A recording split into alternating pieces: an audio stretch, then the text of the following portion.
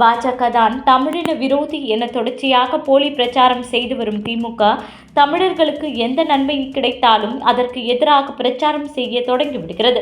சமீபத்தில் துணை குடியரசுத் தலைவராக தமிழரான சி.பி. ராதாகிருஷ்ணனை பாஜக வேட்பாளராக அறிவித்தபோது, திமுக இந்த முடிவை எதிர்த்து தமிழர் ஒருவர் உயர்ந்த பதவிக்கு வருவதை மறுத்து மீண்டும் தனது தமிழர் விரோத போக்கை வெளிப்படுத்தியுள்ளது.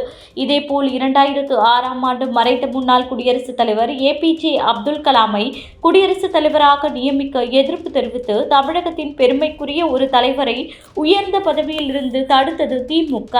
மேலும் 1997ஆம் ஆண்டு காங்கிரஸ் மூத்த தலைவரும் தமிழருமான ஜி.கே. மூப்பனாருக்கு பிரதமர் பதவி வாய்ப்பு கொடுத்த போது திமுக அதை தடுத்து ஐ.கே. குஜ்ராலை பிரதமராக்கியது.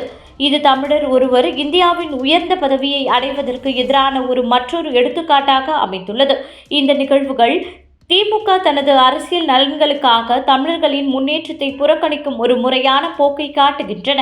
மேலும் ஈழத்தமிழர் பிரச்சினையில் 1987 முதல் 1990 ஆண்டு காலகட்டத்தில் இந்திய அமைதிப்படை IPKF மூலம் தமிழர்களுக்கு இழைக்கப்பட்ட கொடுமைகளுக்கு ஆதரவாக இருந்ததோடு 2009ஆம் ஆண்டு முள்ளிவாய்க்கால் படுகொலையின் போது தமிழர்களின் உரிமைகளுக்காக உரத்த குரல் எழுப்பாமல் காங்கிரஸ் கூட்டணியில் தனது பதவி நலன்களை பாதுகாத்துக் கொண்டது திமுக. செஞ்சிக்கோட்டை மீட்பு போராட்டத்தில் தமிழர் வரலாறை மீட்டெடுக்க முயன்ற நாம் தமிழர் கட்சியின் முயற்சிகளை திமுக மறைமுகமாக எதிர்க்கும் வகையில் அதன் கூட்டணி கட்சியான பாமகவின் குறுக்கீடுகளுக்கு மௌனமாக இருந்தது. இது தமிழர் அடையாளத்திற்கு எதிரான மற்றொரு நிலைப்பாடாக பார்க்கப்படுகிறது. இந்தி எதிர்ப்பு, சமூக நீதி போன்றவற்றை முன்னிறுத்தி தமிழர் உணர்வை பயன்படுத்தி ஆட்சிக்கு வந்தாலும் தமிழர்களின் உண்மையான முன்னேற்றத்திற்கு திமுக தடையாகவே இருந்து வருவதாக விமர்சனங்கள் எழுகின்றன.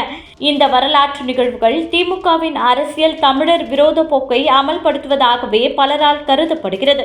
மேலும் இது தமிழக மக்களிடையே திமுகவின் உண்மையான நோக்கங்கள் குறித்து கேள்விகளை எழுப்பியுள்ளது.